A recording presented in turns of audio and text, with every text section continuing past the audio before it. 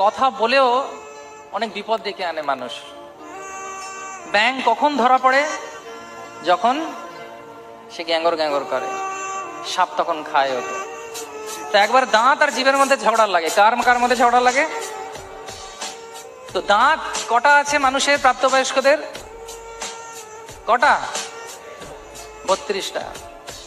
তো 32টা দাঁত একদিন জিভকে বলছে, এই বেশি কথা বলবি না, আমরা 32 জন মিলে তোকে চিবিয়ে চিবিয়ে খেয়ে ফেলবো, কেটে কেটে টুকরো করে দেবো। এবারে ঝগড়া করছে, কারা করছে? দাঁত, এই 32 জন দাঁত, আর জীব হচ্ছে একটা।